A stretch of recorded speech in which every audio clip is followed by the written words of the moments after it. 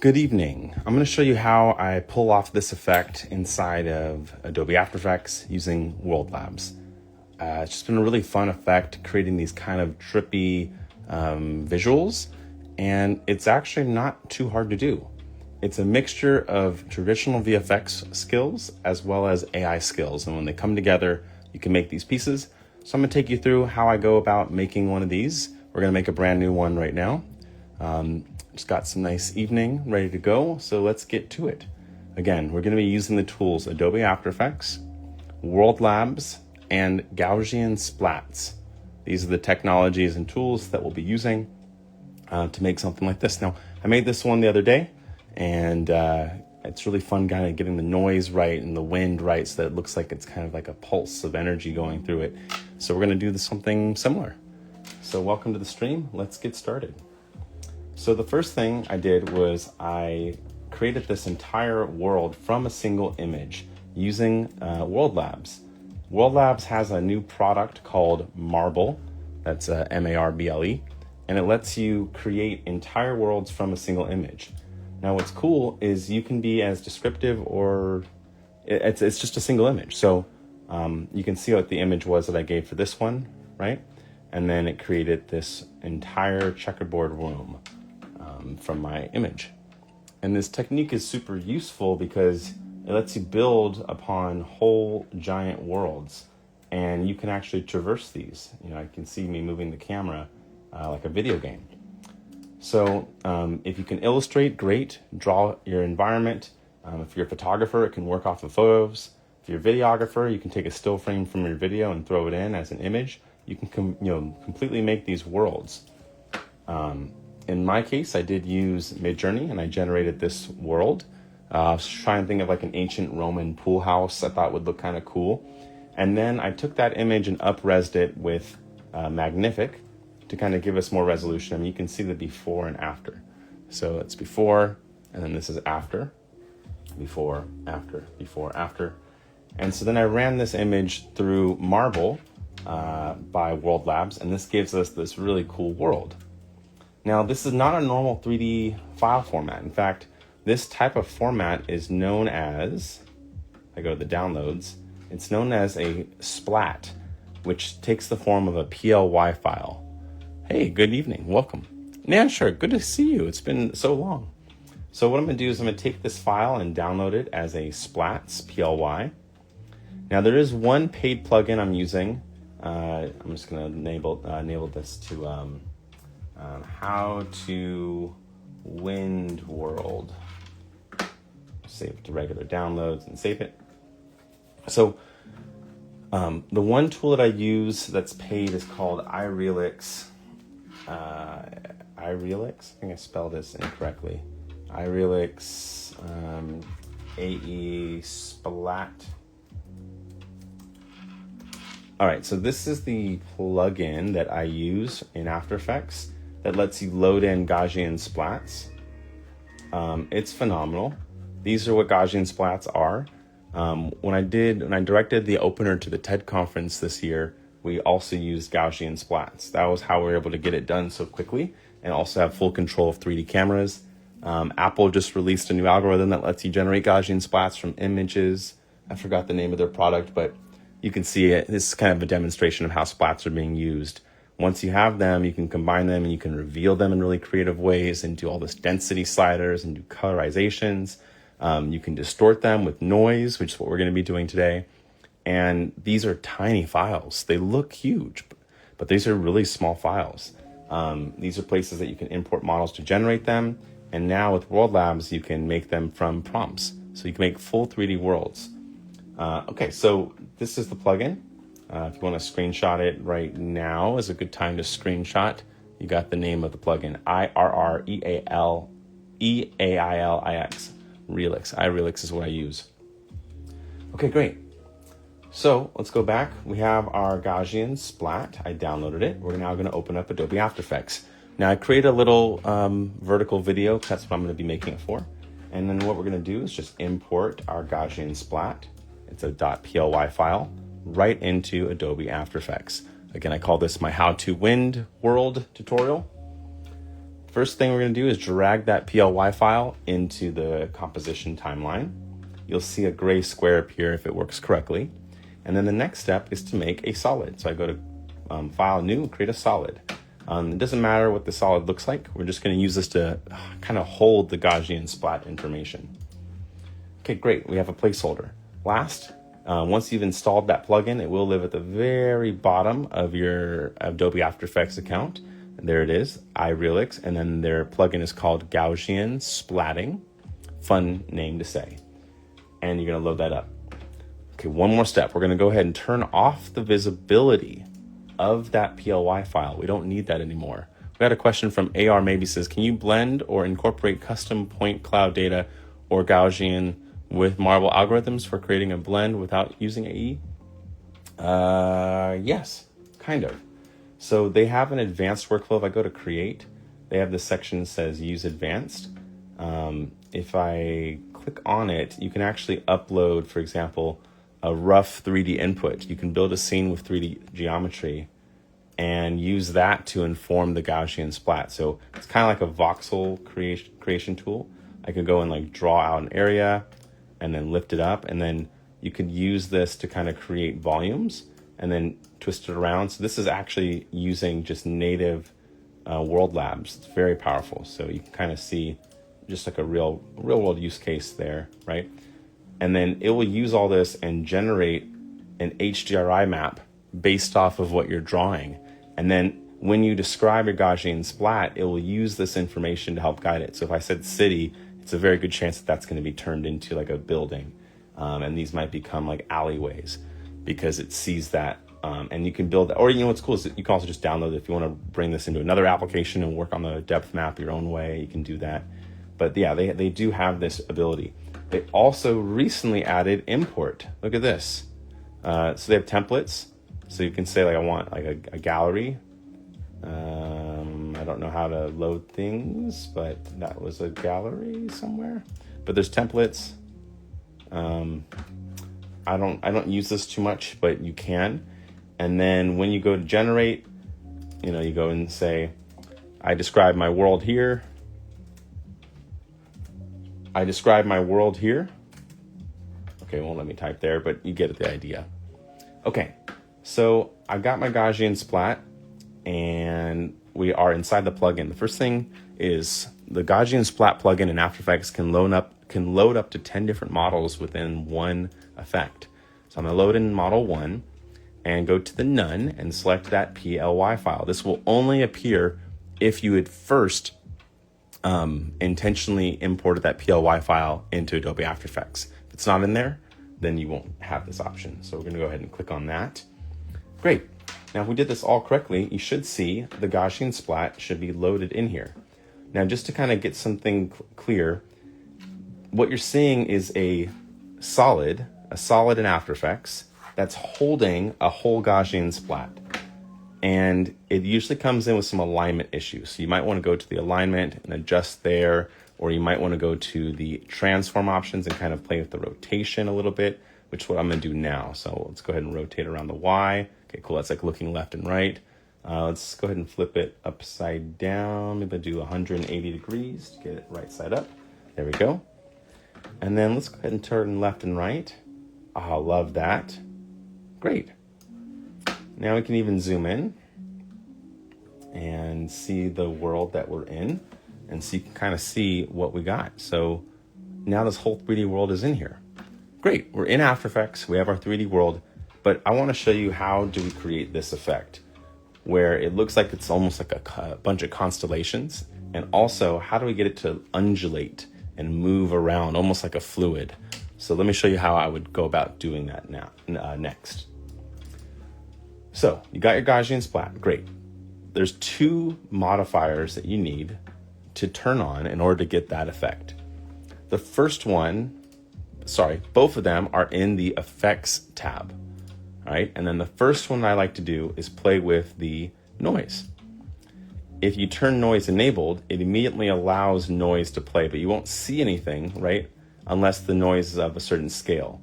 So if I crank up the noise shape, you can kind of see what it's doing. So here's the noise shape set up a little bit higher.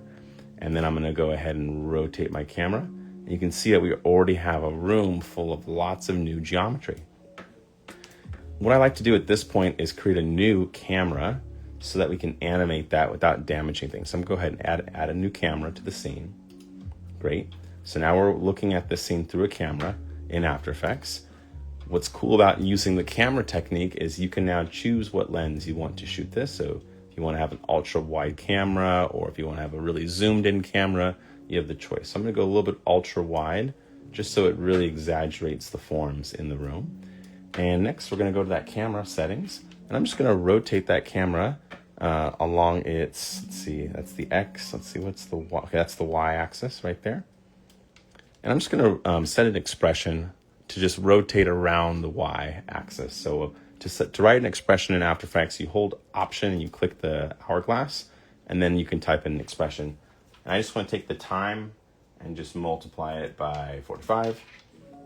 And then this will create like a constantly spinning camera because it's just multiplying the time. Now you might see this flickering effect happening. You got a question along with the depth of field? No, you don't need a depth of field in here. A Gaussian splat can also be interpreted as a depth of field. They are the same kind of data. For example, if I go to the render settings down here and switch it to draw Z depth, this will immediately turn to a nice black and white image that shows the depth information. You can kind of see it. It's a little bit hard to see right now. I'm going to show you how to get rid of this flickering problem first. So this flickering problem happens when your camera collides with a single Gaussian splat. So the way that we fix this is I take the camera and I change the clipping distance. So let's say go right about here. Okay, let's say I can't see stuff. That means we're in the zone of the pixel. So if I turn off the clipping plane, look at that. I can make it so that it doesn't draw anything that's too close to the camera, which will allow me to see longer without anything obscuring our view. This is a very important detail because a lot of the next effects we're going to be doing are going to be creating noise and ripples into this whole room. And if you can't see it, it kind of takes away the whole effect, right? So now that we have this, we're going to go to the noise. Again, we're going to noise is enabled. And now we just got to play with the noise amplitude and the noise shape. And then the last one that's buried is the noise settings. And my secret weapon is writing an expression for the noise evolution. We'll get there in just a moment. First, now we got to find the right noise. So I'm going to go ahead and play with the amplitude. Awesome. So look at that. I could just do it for the water. And this is great, but you see how it's, we can move the noise to a certain distance, but then when I hit play, the noise is kind of frozen there. What we want, or what I want to show you next, is how do we get that noise to just continuously moving? Hello, welcome. The way to get it moving is all about that noise evolution. If the noise is evolving, then the noise will keep moving. So I'm going to hold Option and click on the stopwatch, and then we're going to write an expression, and it's the same one as before. It's time multiplied by, I'm going to do something like 450. Let's just see what that does. So now, if we did this properly, you'll see that the noise continuously moves. Now, I'm feeling the fan of the computer kick up right there because it's starting to have to think a lot. This might be a good time to recommend dropping the resolution from full to even a quarter is fine when working with Gaussian splats. And it'll just load faster and not, create too much work. Okay, great. So we got that undulating working. Let's get it even bigger. So I'm going to go to the scale. And look at that. You can, we could start with 0 and expand it out if we want to go that way. Now the whole world's moving a lot. I think 450 is too fast, so I'm going to reduce that by a lot. Maybe let's just say times by 50. And this kind of creates a nice little undulation of particles. Love that. Okay, now instead of spinning the camera around, I want to push the camera forward. I mean, we could do both at the same time, But for now, I'm just gonna take the camera under position and delete this expression, and then set a keyframe for the starting position, and then go, let's go about 15 seconds into the future, and then push the camera forward. So we enter into the next room. Okay, so take a look. So now the camera pushes into this volume, and what we're getting is this really cool particle undulation. Again, this is happening all inside of After Effects, which is remarkable to get this much detail, in After Effects. This would normally take hours and hours and hours to render in a traditional VFX workflow. But what I'm showing you today is that you can do this kind of rendering right inside of After Effects now. And this is like half the resolution, so it can go a lot higher than this. Okay, so let's also animate the drawing on so that it kind of starts off at 0, 0, and then I want to slowly draw on the noise, which always makes for a really cool sweeping effect. So we'll go to the noise size, and I'm going to start the value at 0, 0, right there.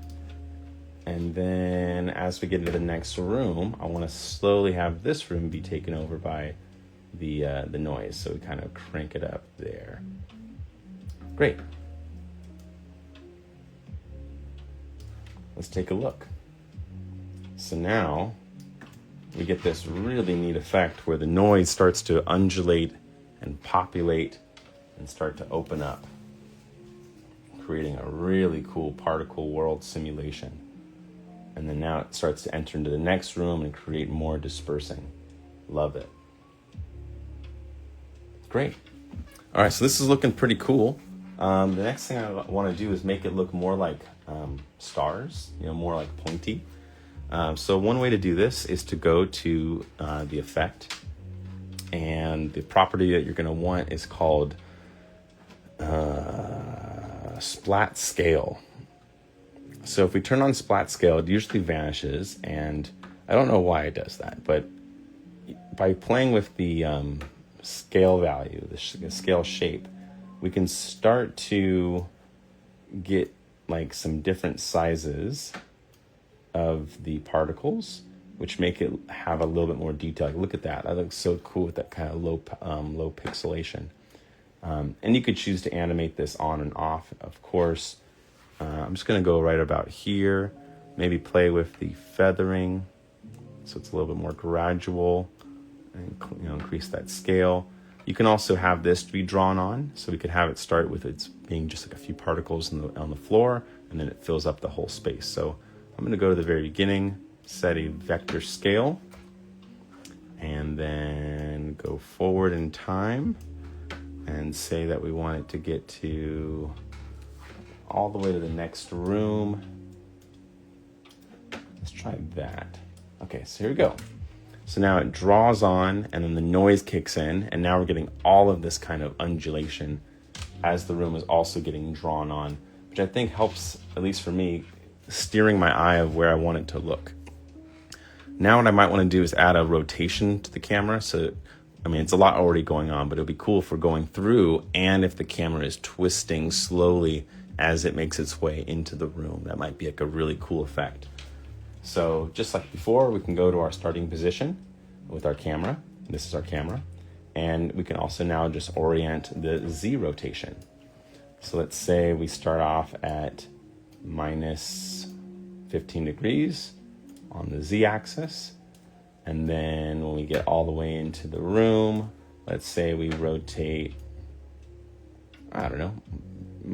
22 in the other direction. So we get this kind of effect. Now we're zooming in, and the camera is twisting slowly.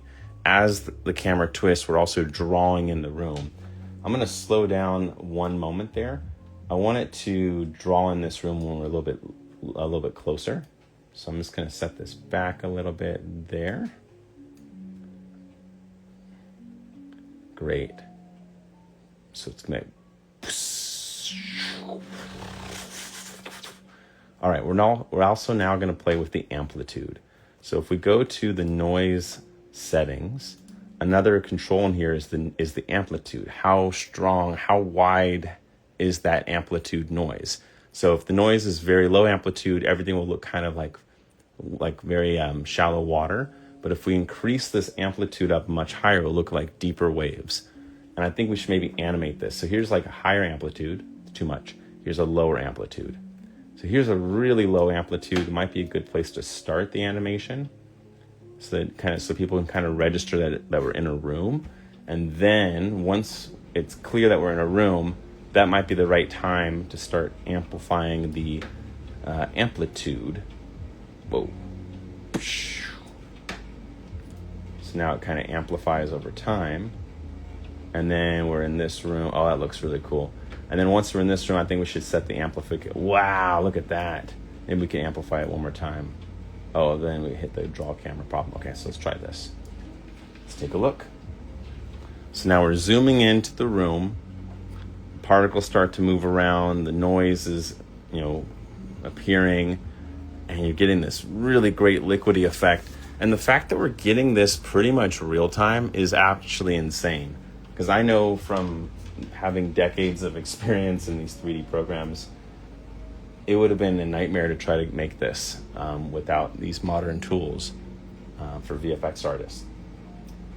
And it's going to get even cooler because you can add lights to the scene, you can add effects, and that's what we're going to move on to next. Okay, so that's splat scale. There's also another control for splat scale. If we go to the, I think it's called splat opacity. This lets us make the splat more or less transparent. So if I set it to like 11 or 13% transparency, it looks more computery. And so I'm thinking maybe it starts computery and then we start to also solidify that. So I'll start with the opacity being around 13%. And then when we get to this part of the room, I want the opacity to be closer to like 100. So we get this kind of effect going for it.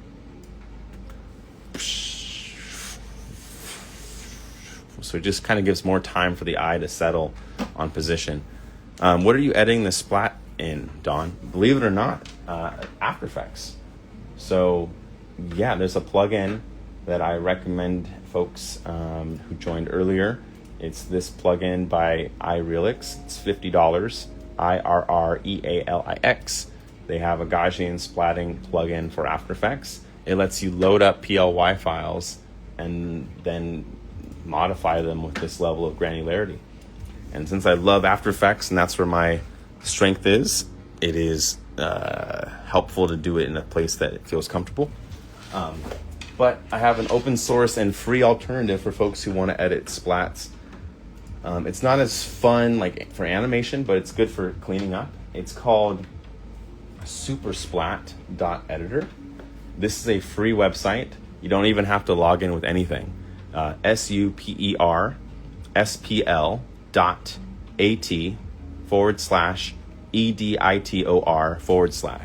So this website is what we used to, you can load in a PLY file and then erase parts that aren't working for you. I'll give you a live demo. Let's say we drag in that splat from earlier. So here's the entire Gaussian splat that we're in right now. You can turn off that blue effect so you can actually see the whole thing. Awesome. It looks like it came in upside down, which is fine. Let me see. Yeah, it came in upside down, but now we're inside of it. And you could take the whole thing and flip it and go to like a side view. You can grab like rotate your camera around. You can grab the marquee selection tool and you can erase chunks. And now like that's a whole new part that we erased. And then you could, in theory, put another Gaussian splat that you generated right there. And suddenly you can make a whole level, a whole world, whole game design very fast. And just for context, because I think you'll really appreciate this, the file size is so tiny on these things. Let me show you the actual file size. Let me go to Open Downloads. And then I don't see where it is. PLY, date modified. PLY, where are you? Okay, I don't see it right now, but usually like 136 megabytes. They're like very tiny. So that's why we're able to do this. It's not actually having to think of a lot of stuff. which is absurd because it looks like a lot of stuff. Okay. I also want to adjust my draw distance. So I had my draw distance to near plane. I'm going to set it a little bit higher so we can actually use my full frame right there. That looks good. Oh, we get that issue then. Let's kind of crop that near plane a little bit. There we go. Just trying to make sure I'm just trying to get rid of that flickering effect that happens. So I'm going to be careful. That looks good. Okay. So all this has been the noise modifiers within the thing. There's one other set of noise that's pretty fun to explore, and it's also in the effects tab of the plugin. And instead of splat opacity or splat scale or noise, which is we've worked with all these ones so far. We've touched splat opacity, right? We've touched noise. We've touched the splat scale. We even did some transformations, spinning it around. Now we can even do color grading. So let's say you're like, hey, I want to just change the temperature of this whole room. Make it warmer, make it cooler, make it warmer, or change the hue altogether. You can do that because this file size is so tiny. It's not a lot of work. So you can really go crazy with these things. I can play with the vibrance if I really want these colors to, pop and be very sharp in a certain setting. Ooh, I'm getting a little bit of a flicker right there that I might want to remove. So I'm going to reduce that clipping distance just a little bit so I don't get any flicker as the camera gets closer to all these particles. But yeah, you also have the splat color itself. You can set a parameter where like a radius where a color is a certain thing. So if you want it to like fade in a certain color, you can do that.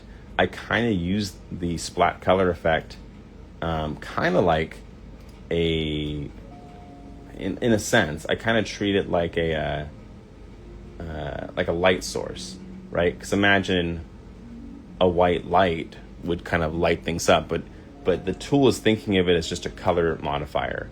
And you can play with gradients with this effect, which is remarkable.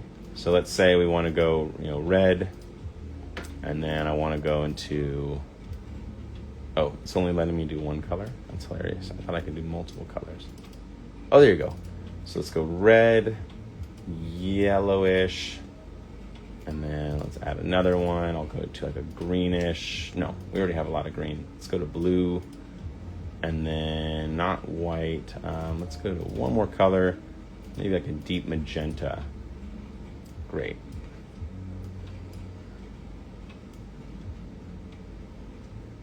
Great.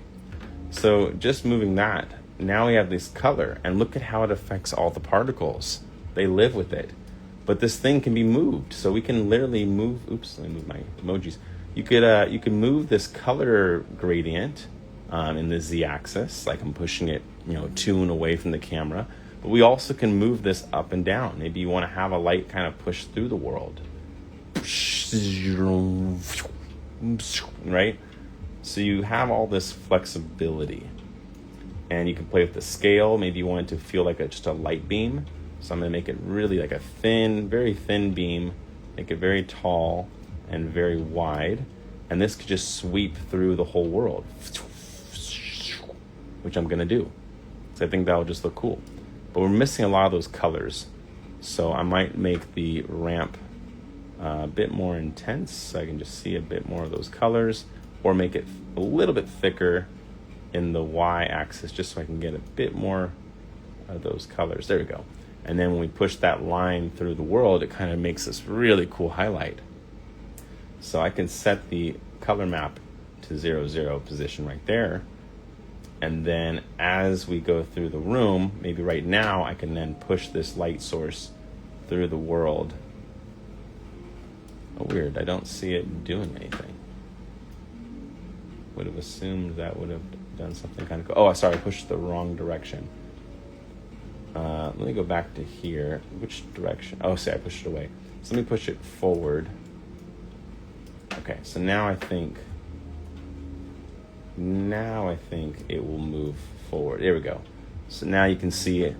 And if you want, you could time this with the reveal. So we can make it so that this light source is kind of like what the reveal is, if we can just find the timing. So for example, if we get this right to the edge of that border, there we go. If we get it right to the edge of the border, then now this light source will in fact act like the reveal.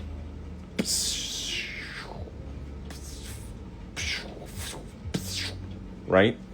And then we could, I can push it a little bit further so that it doesn't like land there. It can like push beyond that. And that's that.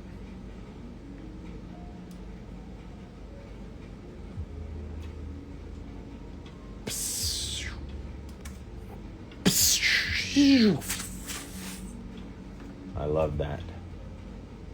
It's a little hard to see it once it gets past the room there. So maybe we make it a little bit wider than I thought. So I'm gonna go to the scale in the Z. There we go. So this way we can like see it sweep through. There we go. That's a lot more. Yeah, it's so much better. Oh, but then the color keeps staying there. I don't want it to stay there. I'm gonna push it back through to the end. Okay. That's fun. So it goes. Can you add an expression to the intensity of the light to make it like a random flickering light? Oh, that's a great idea. I've never tried that. I think so. What would be the equivalent of flickering? I mean, would it be this? Color ramp. What is this? Oh, it's interesting. It's like a opacity. Whoa. Oh, I see. It's how much of the color we're going to see on the scale. And you can choose additive or multiply. Oh, multiply is kind of cool. Let me see what that does. Oh, it doesn't do much. Let me try additive. Wow, I love this.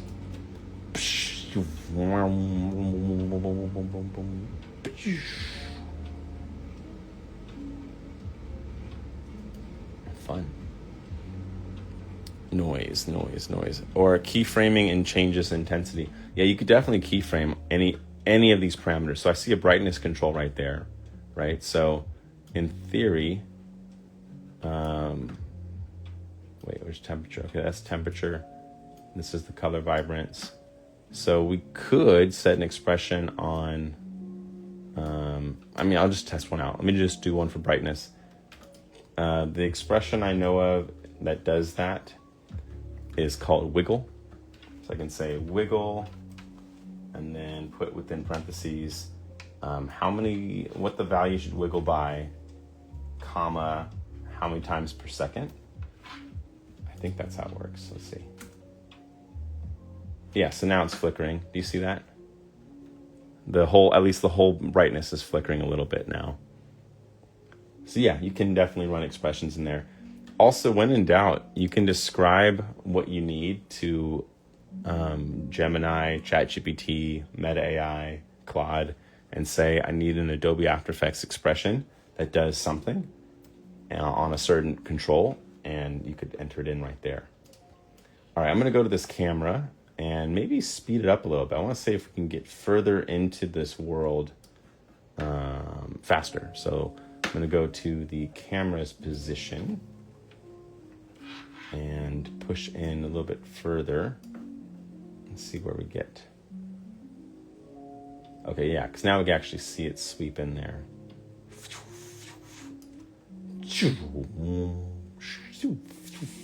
Oh, did we just crash? We should save.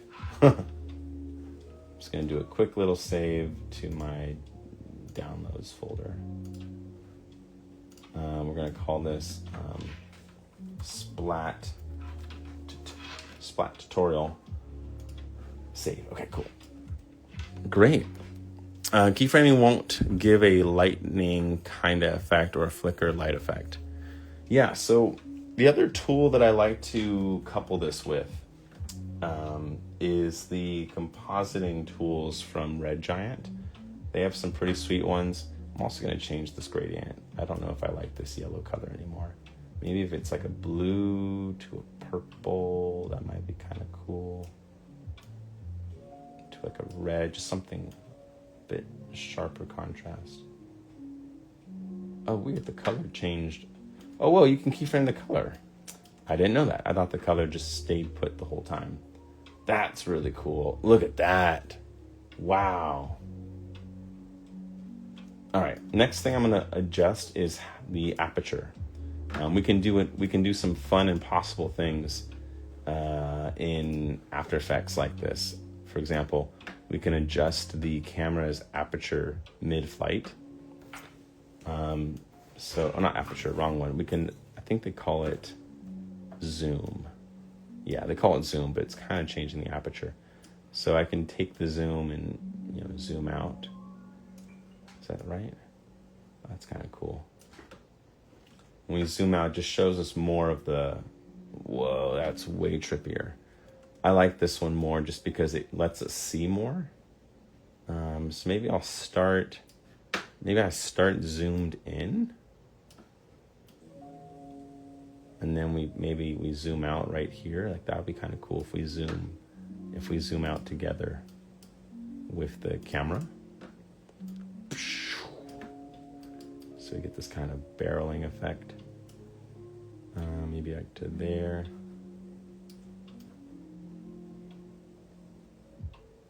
Whoa. Maybe we'll zoom out even more.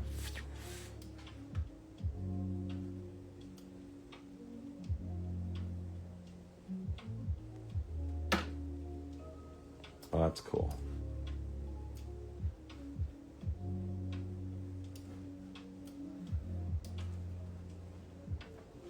Cool. I meant flickering should happen from random pockets with the help of black and white values using noise to filter the light and make it appear flickering in a cloud area. I don't know how to do that, but I think that would work. That sounds like a clever and smart approach. I love this. Whatever this angle is, it feels like we're entering into a portal. Let me go back to this camera and see what is the render distance. So I'm going to take a look at the Z depth, play with the near field. There we go. So we can even render more information now.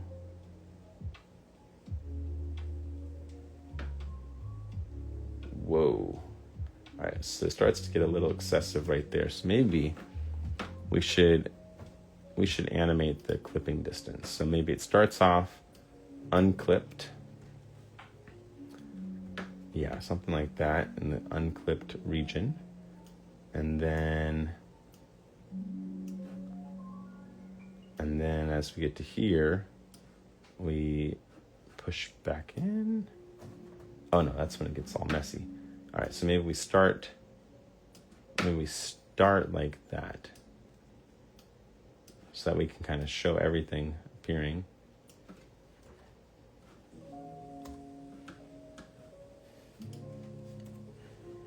And then there we go. So yeah, we start here, and then boom. I'm gonna ease into some of these.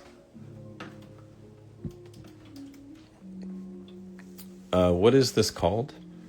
Gaussian splatting is the technique. And it is trippy, right? Look at that. I almost want to add a second layer of noise that's like even more distorted than this. I haven't shown this to you yet. There's another effect, of course. We've played with almost all of them, color grading, spot color, spot opacity. We have not played with spot displacement. Take a look at this. This lets you do one extra pass of noise distortion, but it's different. It is, let me see if I can find it. Where'd it go? I don't see it displacing anything. Weird. I don't see anything. Oh, there it goes.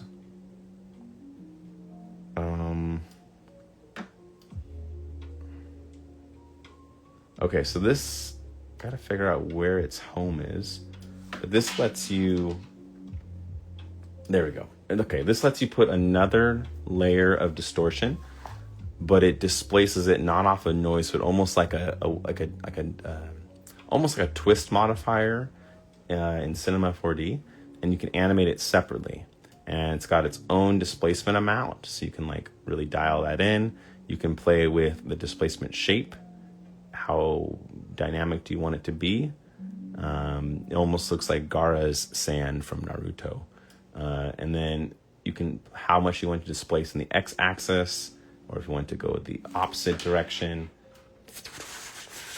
or if you want to displace in the y-axis, or if you want to go in the z-axis. I think I want to go z. Maybe a little z and a little bit of y, who knows. So I'm going to set a value for the z, and then go into the future, and then pump that. And this kind of creates this really cool twisting effect.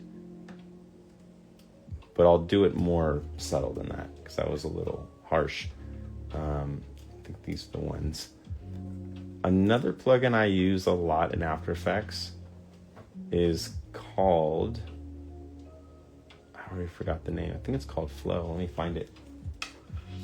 Is it called Flow? Yeah. So this plugin, it's one of my favorite plugins for After Effects. And what it is a bunch of presets for motion curves that you might want to use when you're animating. I like to use a lot of different types of motion interpretations. You don't have to pay for this if you just want to use built-in tools with After Effects, but it is so nice from an animator's perspective to have these on hand, so I can kind of just explore different types of motion with any keys selected. So let's take a look what that looks like. Because maybe I'll have it be like the spin is what creates that distortion. I think might look kind of cool.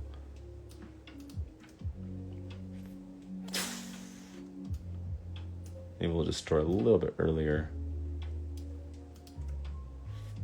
Whoa, crash. Okay, we're good.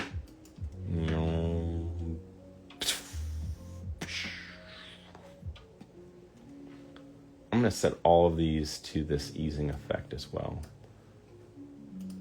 It's going to change a lot of things, but let's take a look. Maybe I won't set it to everything, but maybe just to a few parameters. And then also for the displacement, let's set it to start off at 0 and start to like expand out. So displacement, let's go to 0 to start. And then as the time goes on into the future, we can increase that displacement amount.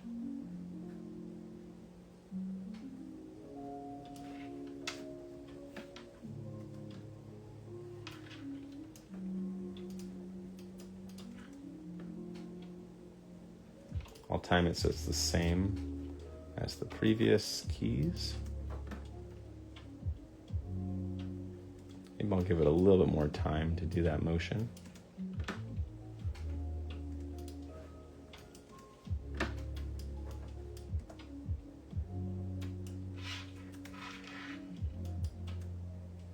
Oh, we're getting a memory issue with After Effects. Let's see, should I close some stuff down? Don't have a lot of things running, but that freaked out the computer for some reason. Let me purge memory disk cache. How many gigs? Oh no, can't even, okay. Oh wow, we had 100 gigs just in like cache memory. Yeah, let's get rid of that. That will help it think faster.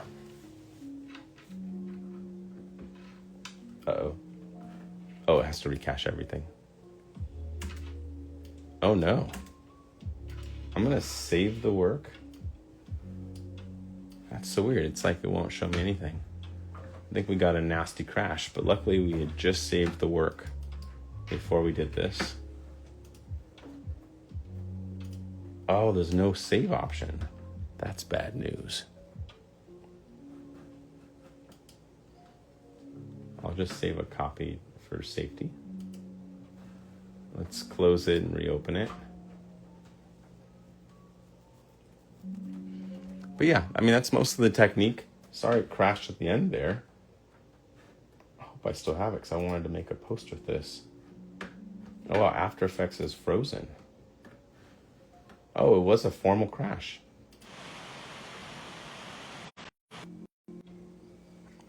Okay. All right, sorry. We had a little crash and then the phone did something weird at the same time. So let me see if I can run this again. Hopefully we didn't lose too much. Luckily we saved before we had that crash. And it looks like we're good. All right, let me just run it.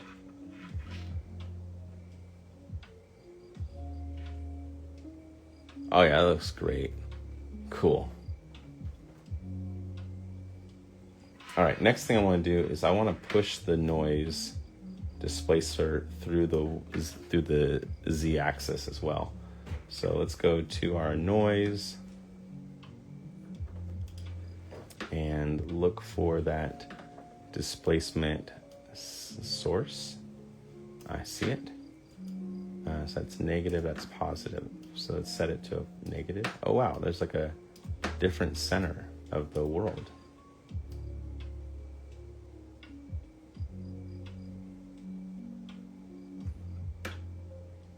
Oh, that's cool. I like how the swirl kind of stays intact there. That's really neat. Wow, it's like we go through this eye. It's a little hard to see once you're in there. So let's say we increase the displacement amount.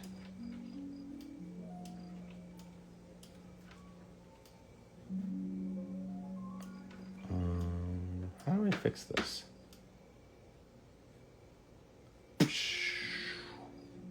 Whoa.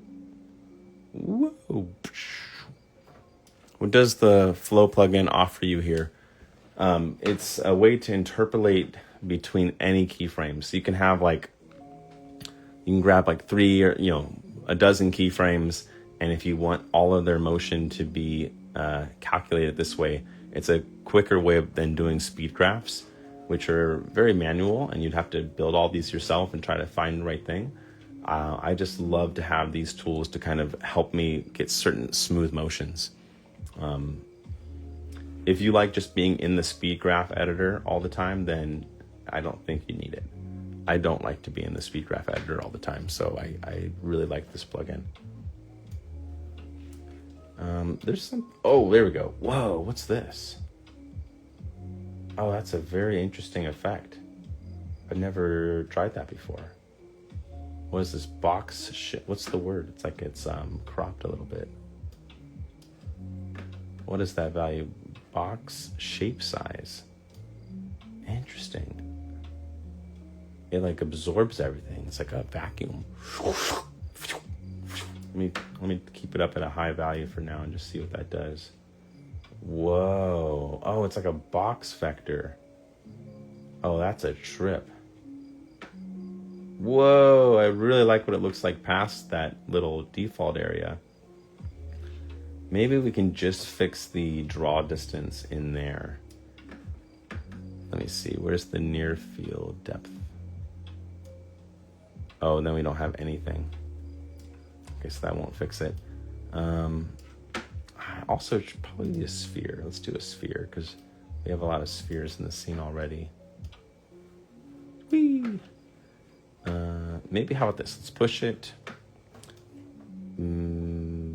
back, or maybe we scale it up or something. This might fix the problem. So if we just scale it up, yeah. If the scale was larger here, then we won't go through it as much, right? Yeah, there we go. So if I just make it a little bit larger, that way the camera never gets obscured. There we go. But then right there it gets obscured. Okay, so let's go to displacement number 2. So that's the scale.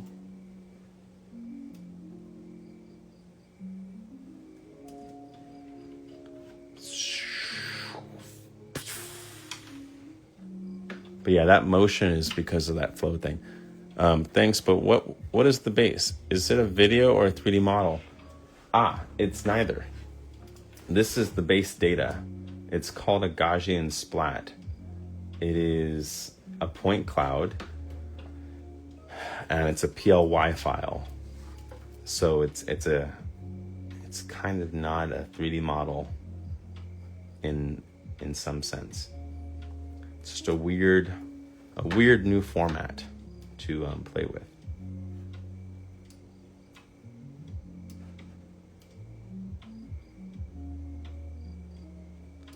I'm just trying to get the particles out of here, but they keep interfering with the business. There we go. What's that do?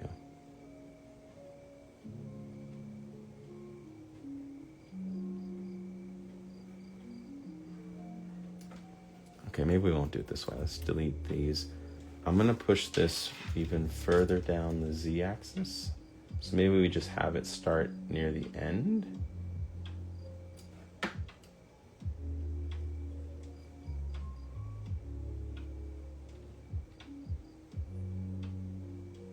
Oh, but then it gets all blurry at the beginning.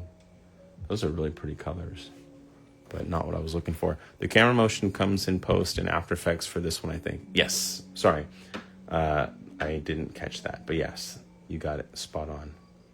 I'm gonna turn off displacement. I think there's already a lot going on with this. The displacement might be like overkill. The last thing I want to show you is just how to combine this with Red Giant VFX. So in the previous post where I did this technique, I put a soft glow on everything, and I really like the glows that they have in Red Giant software. So that's part of the reason why I love doing this in After Effects and not like in Cinema 4D, is they have a lot of really nice tools. So I can go to New, make a new adjustment layer to kind of apply this to everything below it, and go to the Effect, and then these are all of the Red Giants. That's the RG. These all come with Red Giant. If you pay for Cinema 4D, you can get all these plugins. And they have so many great glows. Like, take a look at Chromatic Glow. It's so pretty. So here's Chromatic Glow. It's a little too strong by default, but just adding all that color to wherever the glows are is just kind of cool. I might reduce it a lot though. And reduce that. Maybe make it a little bit softer there. Play with that radius. Just something like a little chill. Let's see what that looks like. Yeah, I just like that glow because now all the highlights get this really cool edge glow. He's adding effects and editing and displacing data in the base model to achieve motion effects. The AE plugin is called iRelix. Oh, dude, you're the best, Aaron. Let me pin that. Super helpful for folks that are joining in. Oh, I love that. See, now we get this beautiful blur just at the ends. That's blurring in the X. It's blurring in the Y. Let's see what blurring a lot in the Y looks like. Oh, it's a limit. You can't go much more than that. Let me see what that looks like. So this is blurring in the Y. I kind of like that too. They both work for me. Yeah. Tint strength. Let's turn that down. Intensity. I'm going to turn the intensity down as well because I still want to see particles. And then threshold blur. What is that? Don't know. Oh, so you can add more of them, more bands. Oh, wow, you can go way more. Oh, I see. You can just make it more sensitive to other light. I kind of just want to stay around the white pixels so that we get this really cool effect there. Yeah, that's too much. I don't like it once it's in here. So I'm going to reduce the... Whoa. That's what I'll do. I'll animate the threshold because it looks great in the beginning when we're in a very dark environment. But then right when the environment gets really light, I suddenly do not want to have the same level of blurring. So I'm just going to reduce that a lot right there. Yeah, just reduce it entirely. There we go. So that's just a little bit more subtle. Again, I would use my flow plugin right there to kind of create a smooth smoothing between those two keyframes.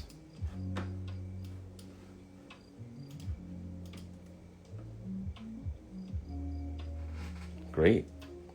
Let's play with that amplitude. I might want the amplitude to go up a little bit higher now that I see the lighting. Oh, wow. Thank you so much for explaining. Oh, yeah. That's what our whole community is all about. We learn lots of creative, innovative technologies together. All right. I love this. I want to see what else is happening in the room. So I'm going to grab my camera. And we've been playing with Z rotation. That's great. But what if we want to play with Y rotation? Ooh, there's a whole nother room back here, right? What if we want to play with X rotation? Looking up, looking down. Interesting. Let's go using the Y. So maybe I'll start off to the side a little bit just to kind of show a little bit more of the rooms. And then we'll like tilt. So we'll start here on Y, and then we'll get into this. Whoa. There's a lot going on there. Okay, let's try that. So now there's a even more dynamic camera moves. Here we go. I think that's not fast enough to get back into position. I think I want to get to about here a little bit sooner. So let's set that value to 0. Again, I'll use my keyframe techniques. Let's do an exponential in and get that motion. Actually, I do not like exponential in. Let's do a quart in. Yeah, that looks good. Great. So the last step is sound design. I've been using 11 Labs because they now have a fantastic sound effects generator tool. Oh, wow, but the bottom looks like it's all scattery. Let me see if I can... Oh, this looks so cool. I love this. It's very trippy. I'm all for it. All right, let me just shorten the composition.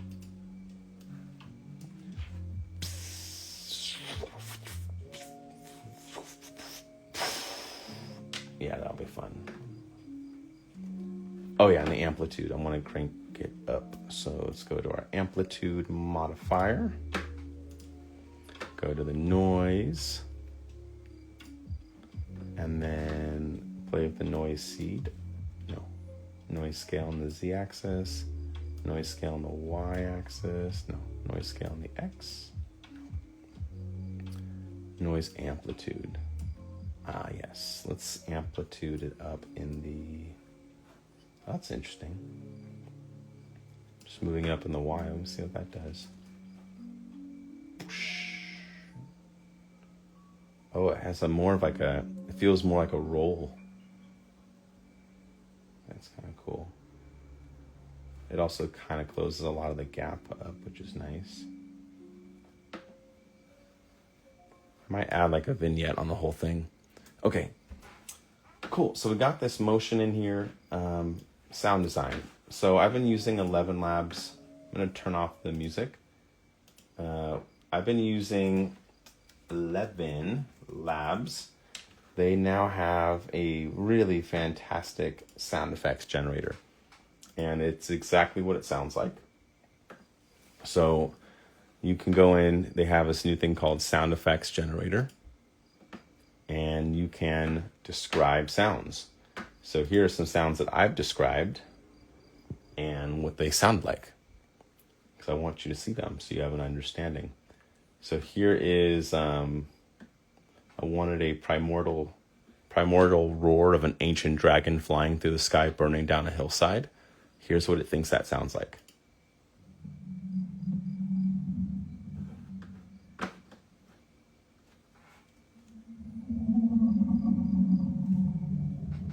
How good is that? Is there a way to make the entire composition look less splatty or less like a point cloud? Yes. If you wanted the whole thing to look less point cloudy, I would go to the splat scale and turn it off. Wait, did it do it? So yeah, now when we're inside there, it looks like more like the original splat. right? So here's a before and after, so I'm gonna get like a good angle. So this was before, after, before, after. But we have so many other effects. We also have that splat opacity. I would crank that up to 100 so that there's no opacity differences. And now this is what it looks like. It looks closer to a video now, less of like a animation.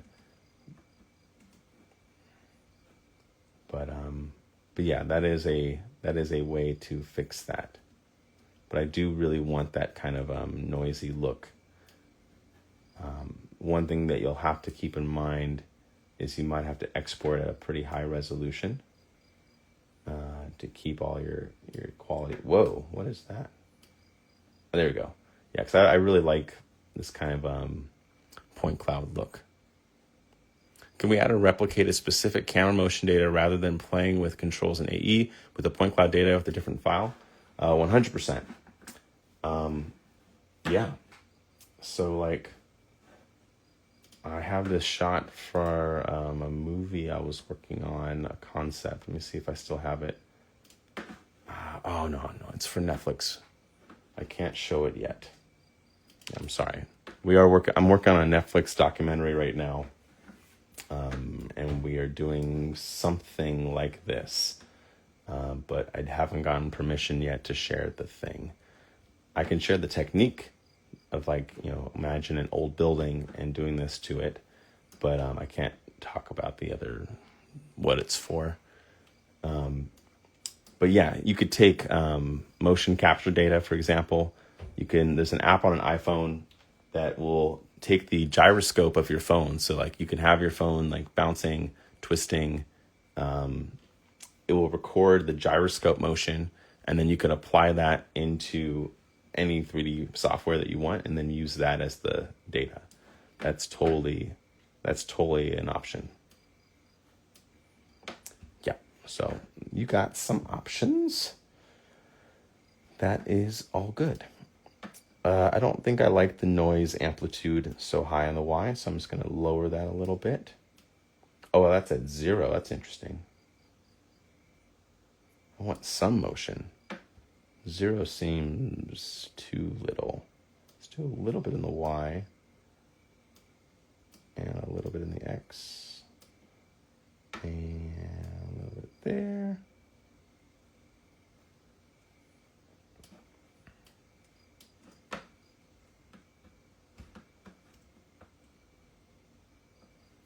So I just increased the size of the noise now. So now it looks like these deeper ripples versus it looking too scattery. But you really gotta find your preference and figure out what works best for you.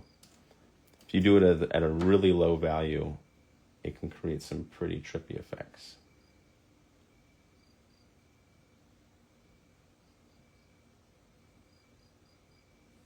Cool. But yeah, we're doing sound design. So I might start off with something like this. So you can set the duration, how much you want your prompt to be influenced, or how much you want the AI to kind of hallucinate, and then it tells you how many credits it's going to cost. So I'm just going to make up an idea for a sound. A gigantic ancient bathhouse with water pouring, undulating and twisting, giant marble columns falling in slow motion with tons of reverb. And so now it's going to take my text prompt and turn that into sound design. And what's crazy is you can download these in either MP3 or WAV. So it can even do an uncompressed file audio format for more professional workflows. All right, here's the samples. Here we go.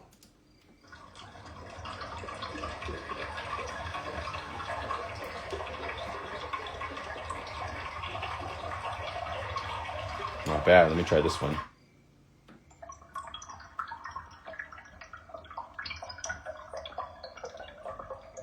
That's pretty good too. Let me try this one.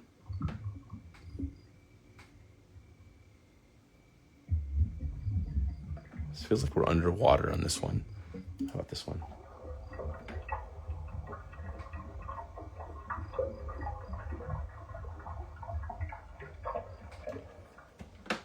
That first one I really liked. I'm going to download it and just see what that sounds like as a first bass. And I have other sounds that I've already downloaded before from previous projects, so I can just kind of scroll down to them. You can be as detailed as you want, but here's one that I made. I wanted a cinematic sound of a medium tree falling into vision and leaves rustling.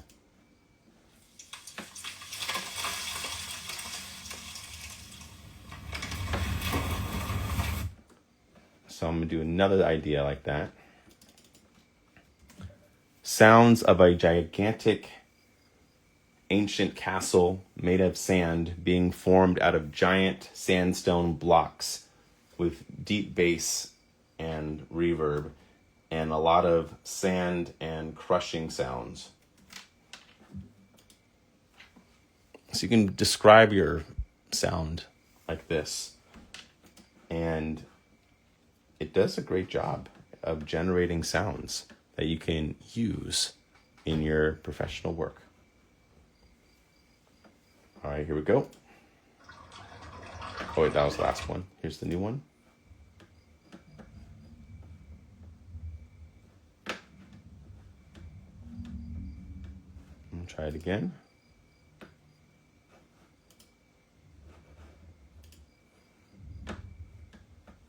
It's very subtle. I kind of like it. I'm going to go ahead and download the wave.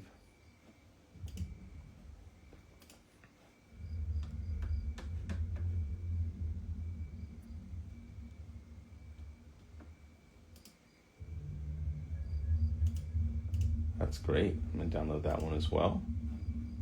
That sounds good. Let's try this one.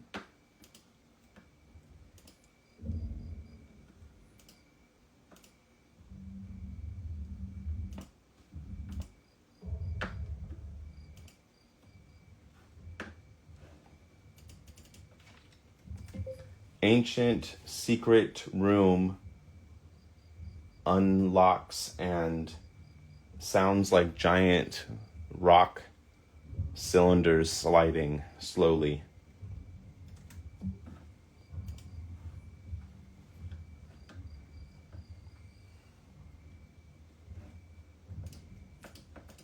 And then what I do is I just start stacking the sounds, usually in After Effects, until it feels like it matches.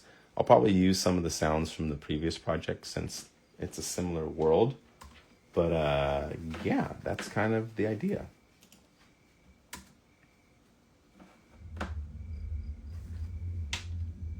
Great. Got that one, and that one. Let's download all three.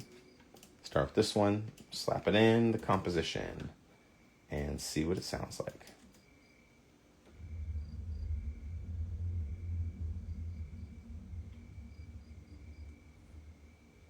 Love that first bass.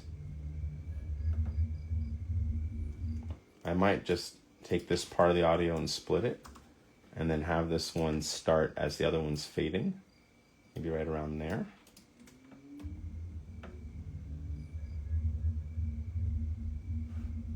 Great. Let's take the next sound and bring it in.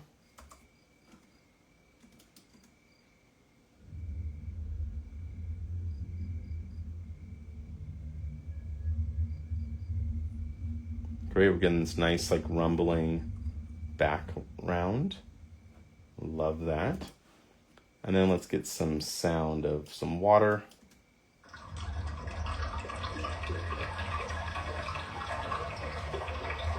I don't like that one. Get rid of that one. Let's take a listen to the secret sound. Creepy crypt vibe. Crypt.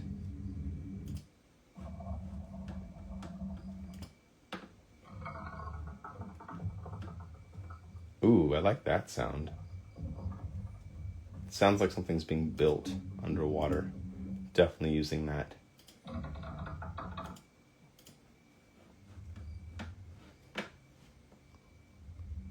Ooh, this is a very ominous sound. Love it. Using that as well.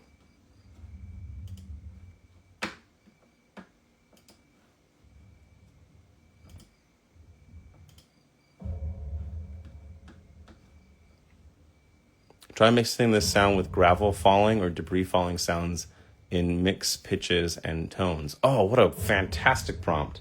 Yes. Gravel falling and debris falling sounds in a mix of pitches and tones.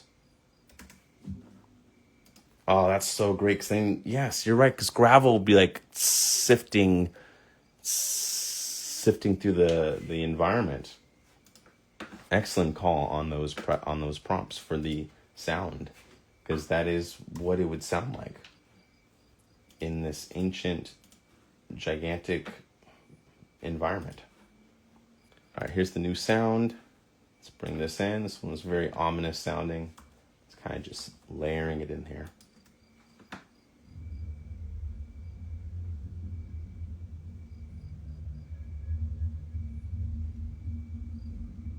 Love it. Great. Next sound, let's stack it in.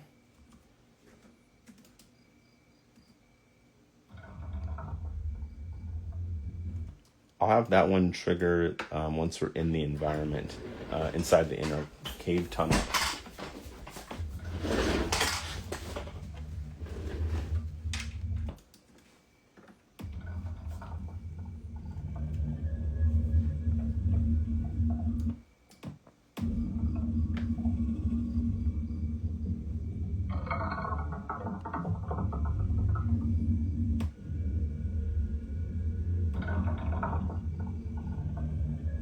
Oh yeah, that's great.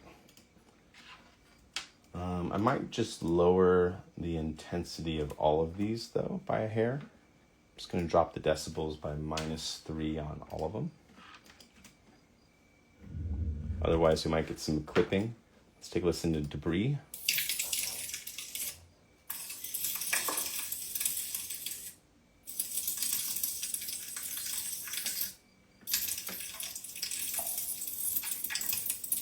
I like that one. Let's go ahead and get that gravel sound in there.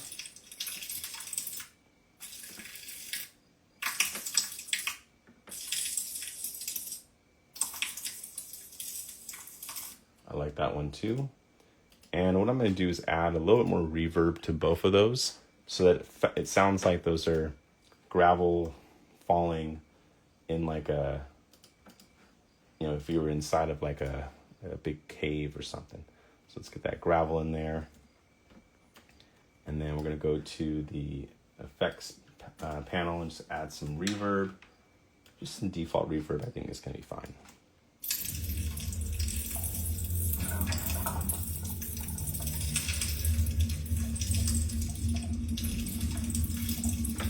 That's great. I'm just going to lower the volume of the gravel as well to maybe -6 decibels, so it's a little bit more subdued. That's great. Let's take a look. Also, sandstorm sounds and desert sand dune sounds can be mixed. Oh, yes. Sandstorm sounds and desert sound dune sounds.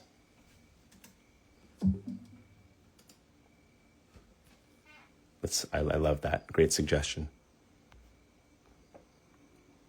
Thank you, AR maybe.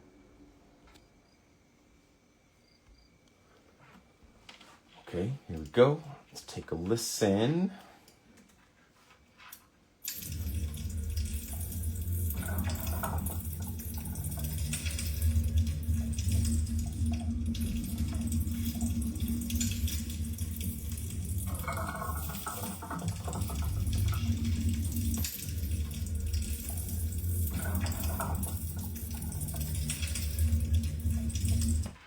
I think the camera aperture effect is a little too, it stops too suddenly. I'm gonna take these keys, the zoom keys, and just make them a exponential ease in.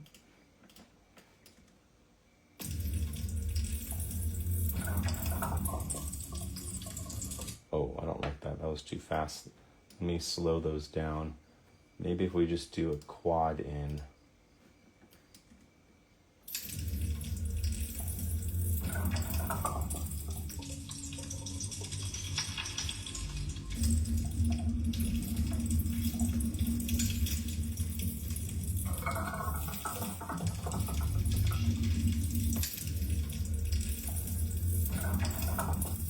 Love that. Okay, let's take a listen to the sandstorm sounds.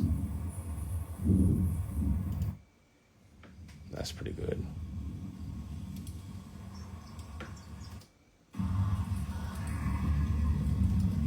Oh, I love that. Sandstorm sounds great.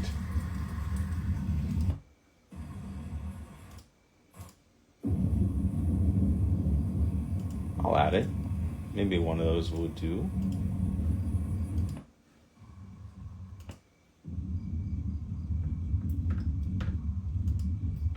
Oh, I like the rumble. That's got a very good low end.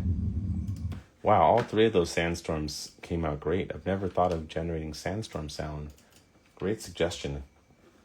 Again, with all of this. Let's grab the sandstorm sounds and just stack these in. First one in here. I'm going to lower its decibels a bit, maybe -8.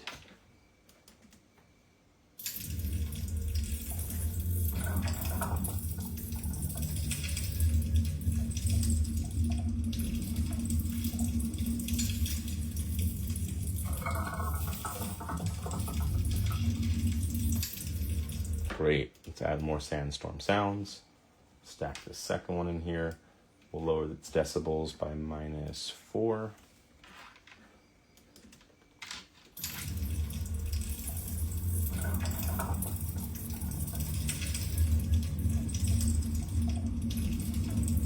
I want the camera to twist even more dramatically than this. Let's see if we give it a nice Z twist, almost 90 degrees. How does that do?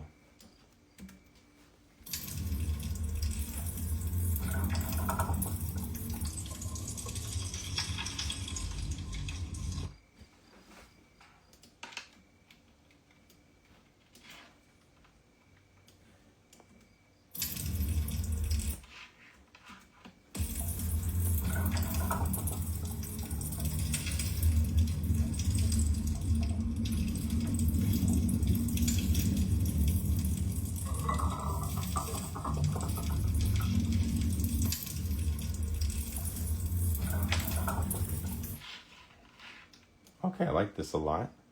I just don't like this clipping distance. Not for the audio. I'm gonna go back to the splat.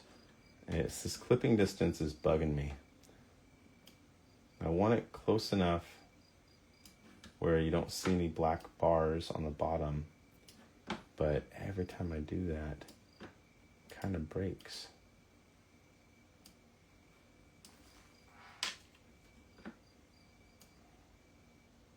Unless I just keep it really small, but I don't know, I want it to be closer.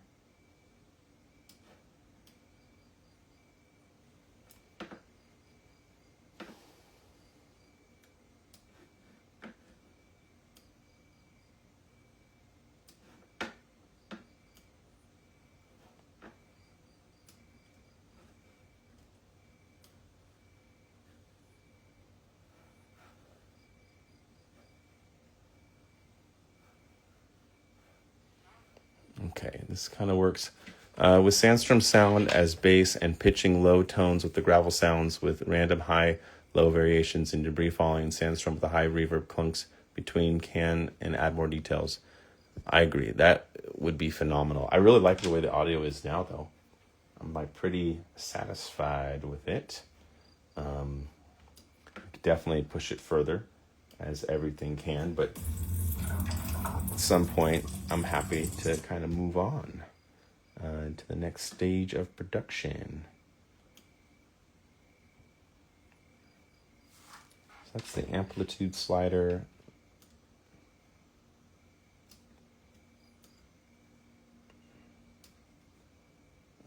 shape scale? No. How about amplitude scale? That's interesting. That's kind of interesting. Okay, that's what I'll do. When I get to these noise scales, we'll start to have them crank up a lot here, just to create some more interesting variations. And then again, we gotta fix that draw distance.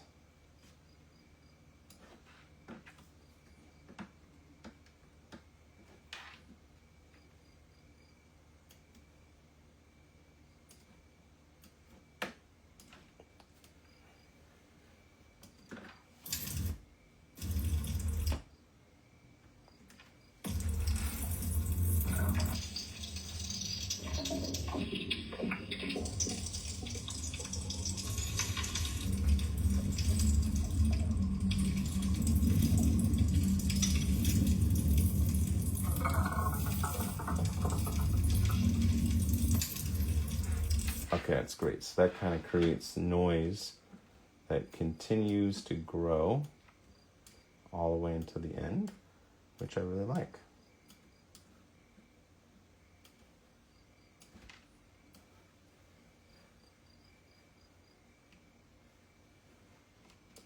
And then let's add a little bit of a twist.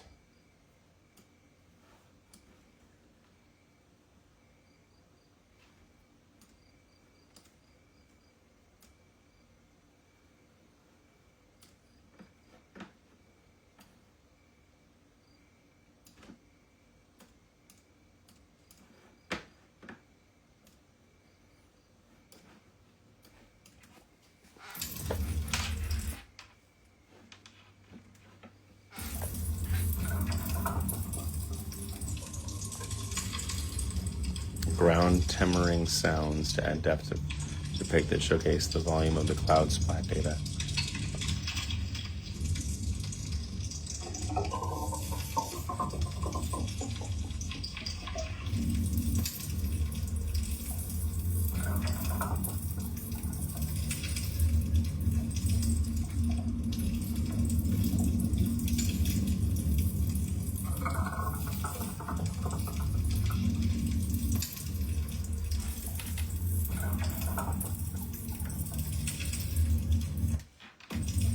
I might add a little bit of a wiggle expression to the rotation of this camera, maybe the position.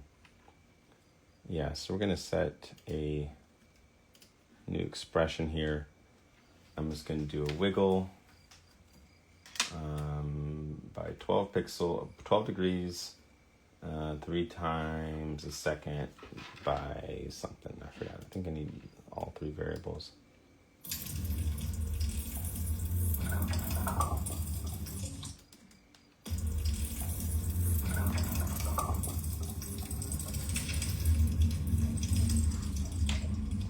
Maybe 30, maybe 12, 30 degrees.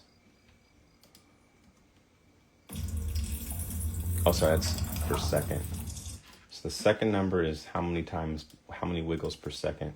So I just want it to wiggle like maybe 3 times per second by 24 degrees.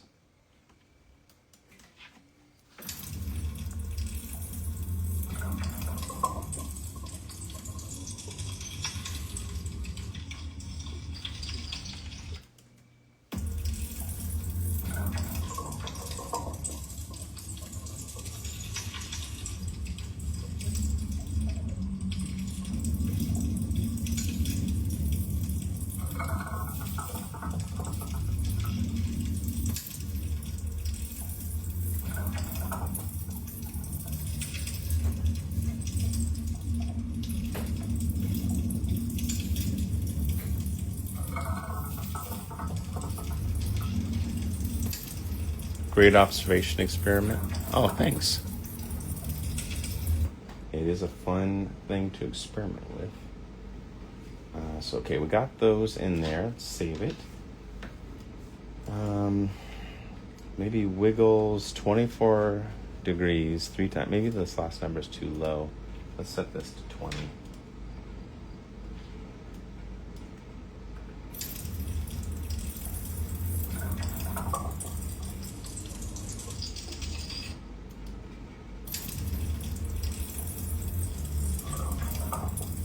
Kind of creates like a bad shake to the camera. Let me get rid of the second digit. So let's just do 24 and 3.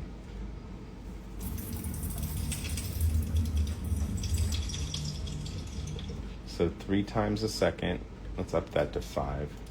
Maybe 5 times every second.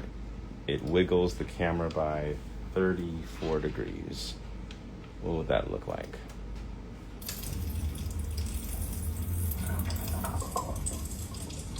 Looks more like an earthquake now. The camera is definitely shaking a lot. It's too much jitter.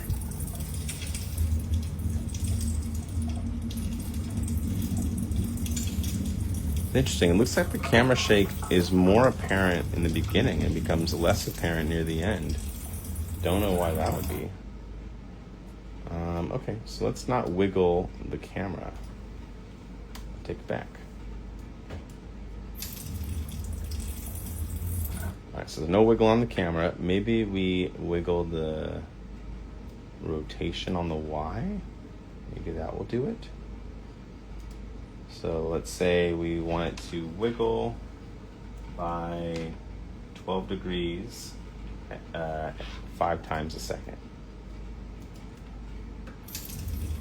Oh God, that's very disorienting. It's like the camera's like shaking all over the place. So maybe not 5 times a second, maybe every half second. Let's do 0.5.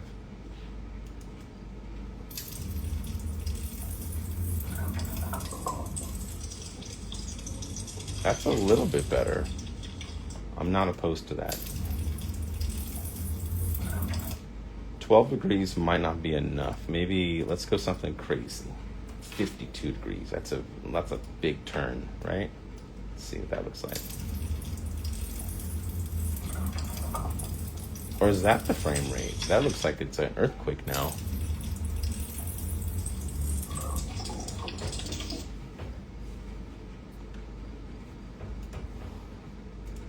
Let's do simple numbers. Let's say it's 100 by 100.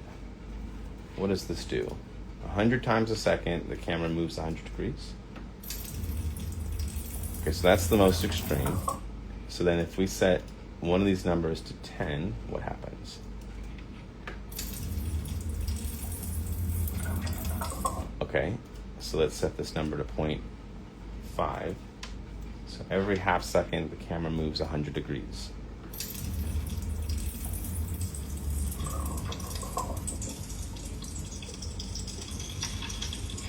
Oh, that's cool. And now the camera has this kind of like trippy movement to it.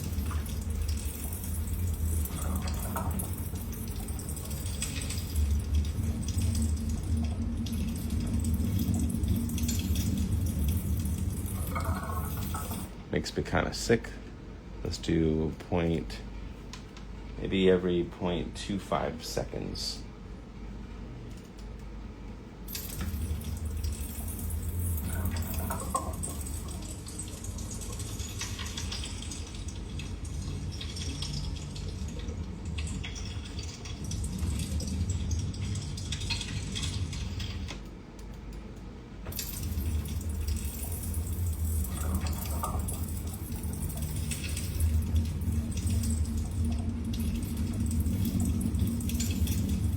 Okay, I like that. That's a good wiggle expression. So that's on the Y rotation.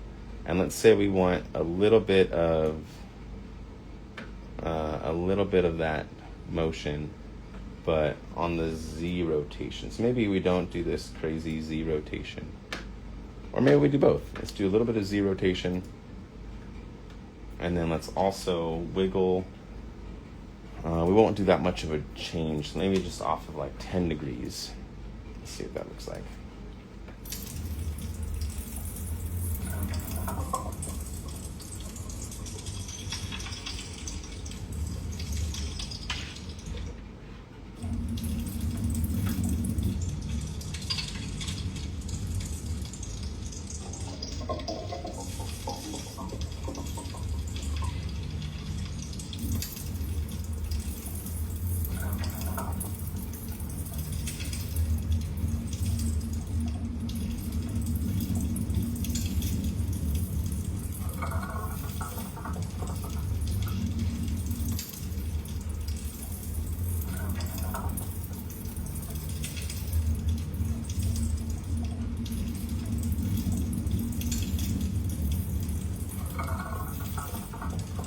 Okay, I like this. This guy looks like a disoriented POV of a trippy guy. I do feel like you lose the vortex swirl displacement with the extra camera wiggle. Oh, good call. I do miss too much of that vortex. Okay, let's see if we can bring it back. Maybe not 100 degrees. Let's say we just go 30 degrees.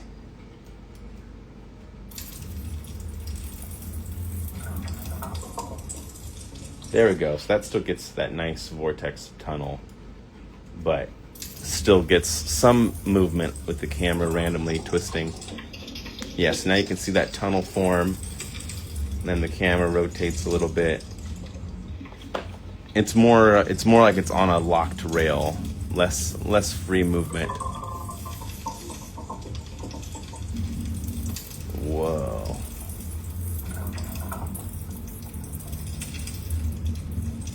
I like this one. There's just a little less movement.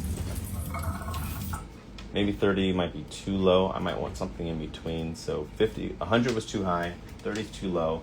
Let's try 60.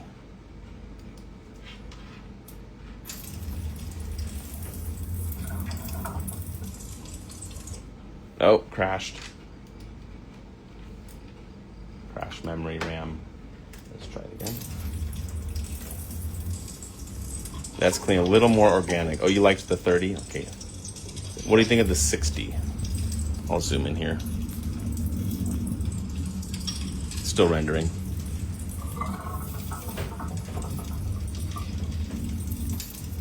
There we go.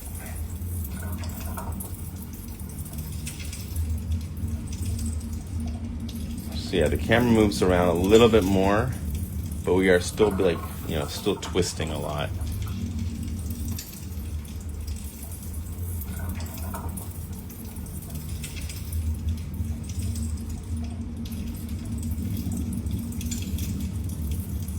$60 also is best, or both. Okay, thank you so much, Aaron. You're the best. Okay, so I like that. I like those sounds. The only other thing I could think of doing is showing you one last setting I would encourage you to turn on before you finish your output.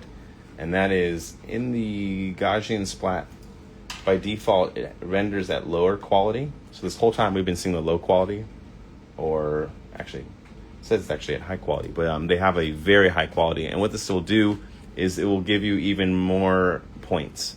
So don't change this until you're ready to render. Then crank up to very high, and then that will give you a lot more texture-y things to look at. The other setting I sometimes add onto an adjustment layer is sharpening. So if we add a little sharpen, it just kind of makes those, at least for me, since I want to really emphasize that it's made out of points, if we sharpen this up a little bit, that's too much. But if I just sharpen, that's 92% sharpen. So here's 0% sharp, right? Here's 100% too sharp. 0, 100, 0, 100, somewhere in between, without it looking too crappy. So maybe like for me, like a 20, I think just like 13% sharpen might be fine. It just makes, I just really want it to feel like particles. And I find adding a little bit of sharpen does that. Yeah, now it feels more dusty to me. It just a little sprinkle. Oh, you might want to save. Good call. Yes, saving. All right, so we have it a much higher resolution for the dots, and we added a little bit of sharpening to the points so that they actually stay a little bit more defined. Yeah, I mean you can see it now. Look, it's a lot more. It's a lot more resolution.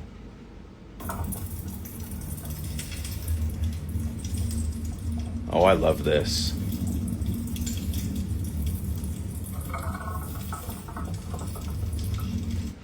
There is one sound I would like to have that I don't have in here. If y'all remember Hercules,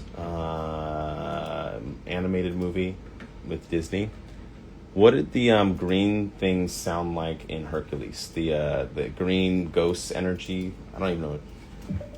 Green ghosts in Hades, Hercules Disney movie. Do you know what I'm talking about? You remember when they were in like this, I don't remember exactly, but this thing. Remember this? Whatever this sounds like. Wonder Boy, but at least Let me skip to just the part where they're in the green area. Green, green, green, green, green. Where's the green? I think this is the green area.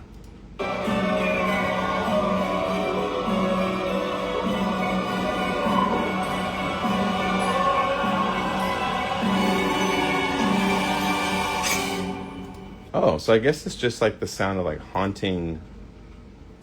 Let me see, is there another one? This is when he first sees the room. Timmy, let me show you around. Well. This All sound. in the world after all, huh? That's the sound I'm going for. So I think I need like a wailing, haunting. Let me hear it again. Yeah, we can make that sound. So let's say, I think it's kind of like a haunting, wailing, siren sound, ghosts,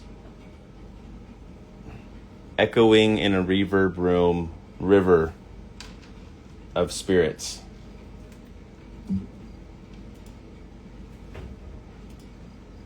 Yeah, if we have like a haunting, wailing, siren sound, I think that will do it. Because I was just looking at the particles here, and they have kind of that, spooky energy. A little bit, a little haunting. And if we want to make even more menacing, we can generate a song on Suno that has this energy and apply it. All right, let's take a listen. Scary.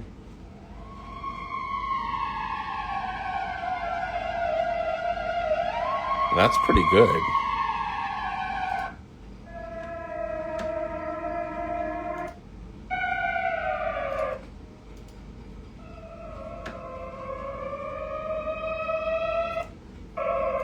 Oh, I think it sees siren and it made a siren. I meant like the mermaid.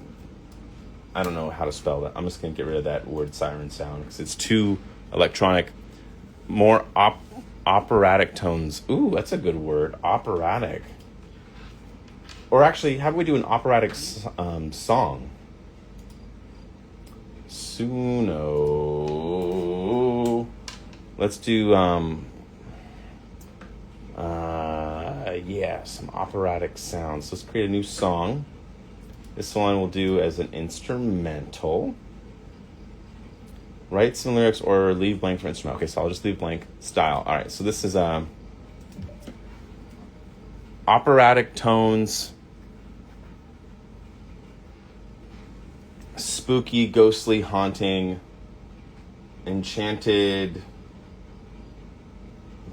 building, lots of reverb. I don't know if that's a style. Kind of prompted that like a sound effect. Let's take a listen to the new sounds.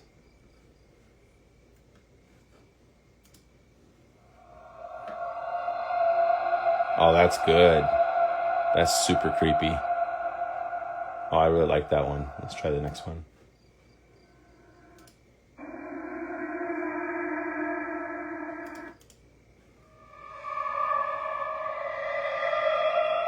That's the one. Boom. Downloading as a wave.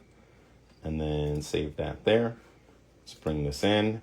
And just want to get kind of close to all this stuff. I think I want to have that sound come in. It just feels right at that time. So where is that sound? Haunting. There we go. And then bring in the haunting sound right around there. And let's get that volume down a little bit on it. It's already probably too high. Let's drop it by 8 decibels. Let's take a listen.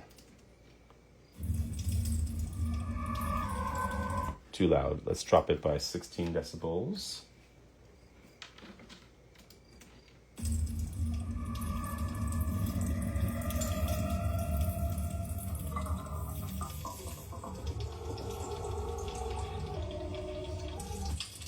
Great. Thank you so much. And then let's get some operatic sounds.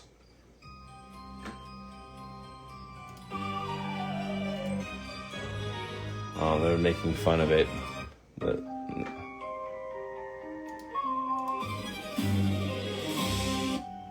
it's like a cheesy.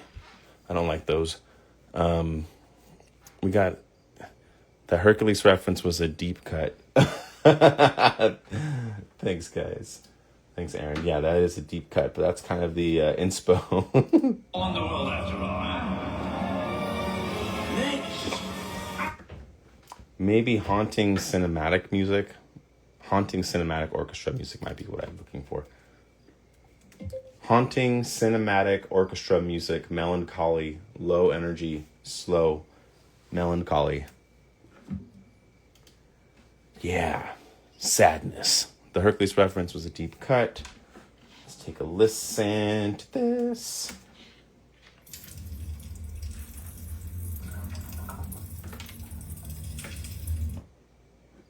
Maybe the room should start to sound here.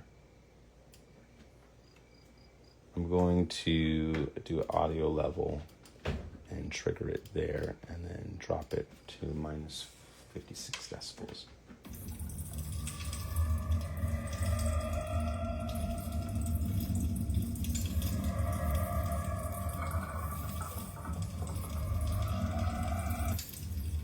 That's great. Let's see what music we made.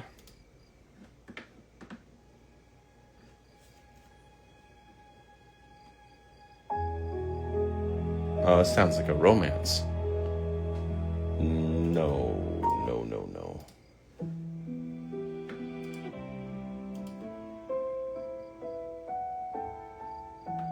Maybe? Let me take a listen.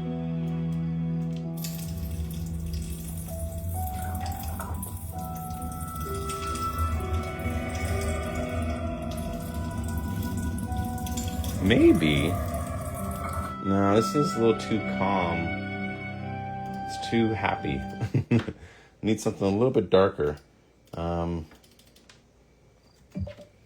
Ominous cinematic orchestra music. Dark undertones.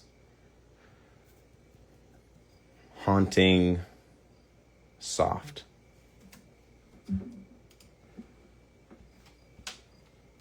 See what we get here. Needs to be a little bit more soft and gentle.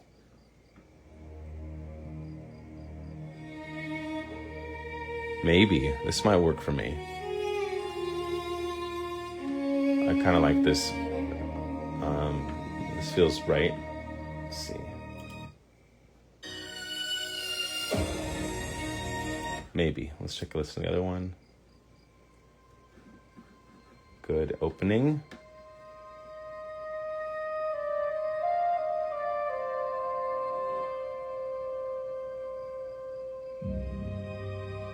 Maybe.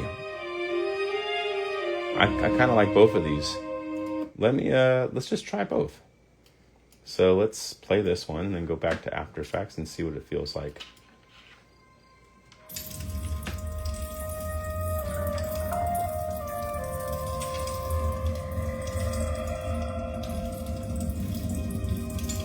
Oh yeah, that one already feels super accurate. I think that's the one.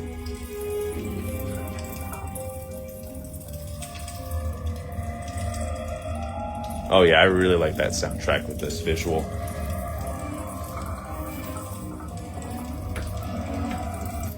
Yeah, I think that's the one. Let's listen to the other one for fun.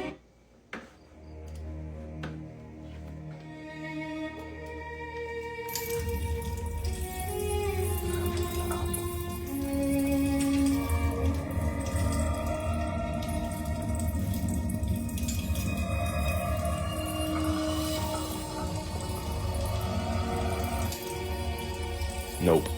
I like the other one more.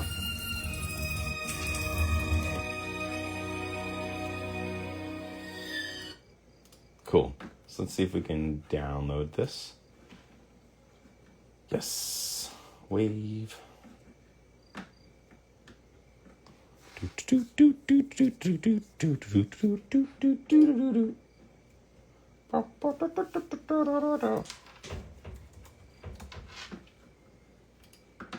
great. And then slap it on into the scene. And we'll post it and go to sleep. And go. Bam. Kind of liked it on the second riser there. Let's see what this sounds like. Too loud. Let's drop this by maybe 12 decibels.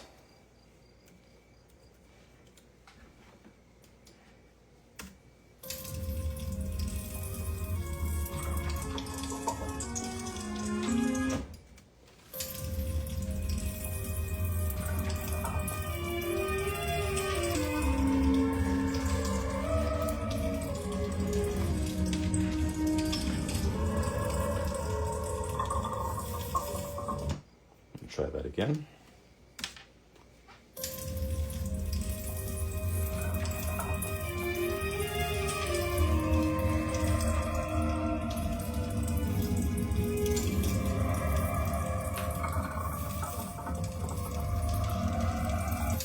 That's perfect.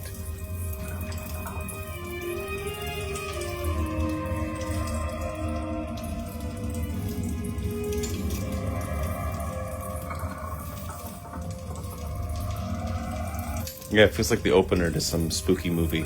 I love it. Aaron, thank you so much. And Maybe, and Andre, and Stark, thanks for joining all the way to the very end here. Hopefully you learned a little thing or two about Gaussian Splats and how I would use it in a professional workflow. Without getting in trouble, this technique is kind of exactly what we're doing for a Netflix documentary. Just with different, more historically accurate Gaussian splats, not just AI generated ones. Of real historic locations. And so I really like the way this one came out. And I'm gonna flip the camera around. Yeah, thank you all so much for joining. I feel like I learned some stuff too, kind of just going through this process. If you have any questions, again, just to reiterate, we have the plugin is by iRealix. We are displacing Gaussian splats. The file format is extremely small. We're talking about, I mean, honestly, that world might be just like a few megabytes. Do you want me to give you the exact megabytes, just so you have an understanding? Because you saw how many particles there are, right? Just for context too, PLY files are so light that you can actually run them in Apple's default preview. You can actually load them up on quick view. So there's the PLY file. I'm gonna go ahead and reveal it in the, not the composition. How do I find it in my Finder? Oh, there it is, reveal in Finder. Yeah, look at that. That entire file, that entire world was only 136 megabytes. That entire thing that we were working with. That's why this is so fast. That the file size is so teeny. It's not even a gig. It's only 136 megabytes. That's such a small file, yet you're getting all of those points. And to prove the point, it's so small you can hit the space bar and you can preview a Gaussian splat inside of the native viewer inside of iOS devices. Look at that. So now we're inside that location. How crazy is that? They're that small. So, anywho, thank you all for joining. Have a creative and productive day. It's the end of the year here, so you got a couple more days before it's the end of the year. So I wish you all a happy New Year's coming up. If I don't see you on the live stream until then, thanks for joining me in these streams throughout the years and joining into these things. I'm going to be doing a lot more live streaming like this, just to prove that I'm still human and to still prove that I create stuff without using AI entirely. Although we did use a lot of AI tonight, but I feel like in using it this way, you can have a lot more human intention weaved into the process. This took how many hours? Let me see. We've been streaming for about an hour, about 110 minutes, almost 2 hours. And this output wasn't as easy as just hitting a single button press, yet you get all that flexibility. But we also used AI in the right spots. So instead of me waiting for my render times all overnight just to see something, these things renders immediately. And it's because that file format is so tiny. It's almost like a compression algorithm. You know, in some sense, Gaussian splats are compressing a lot of spatial information into a very tiny package that can be interpreted by a machine or VFX software. Other applications of this tool, other applications of this technology includes robotics training. You can build entire synthetic worlds for robots to learn using Gaussian splats. So the technology isn't just, I mean, I love it for VFX, but it's also very good for training robots, training robot arms, training robot legs, training robots on wheels, essentially being able to procedurally generate new novel environments without having to go physically scan these places or without having to physically build all these places, opens up a lot of room for training robots and machines.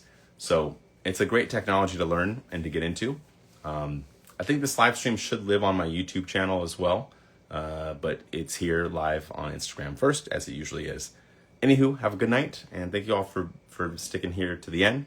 Aaron, maybe, Viven, Andre, have a wonderful night, and I'll see you all in the next one. Peace.